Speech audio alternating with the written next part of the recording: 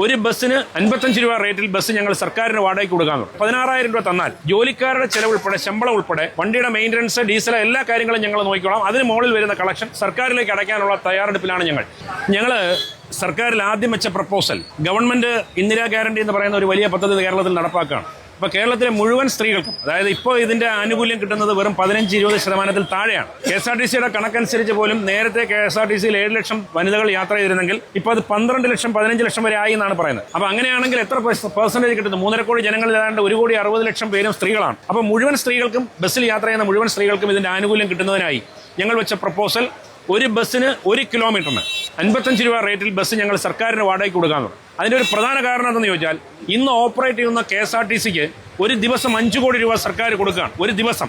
അപ്പോൾ 3000 ഓർഡിനറി ബസ്സുകളാണെങ്കിൽ അതിന് ഏതാണ്ട് 14,000 രൂപ വെച്ച് ഒരു ദിവസം സർക്കാർ അങ്ങോട്ട് കൊടുക്കുക. പിന്നെ ഓടുന്ന കാശും കൂടെ അതിന്റെ മേളിൽ വരും. അതായത് ഏതാണ്ട് 25,000 മുതൽ 30,000 രൂപ വരെ ഒരു ബസ്സിന് സർക്കാരിന് ചെലവാണ്.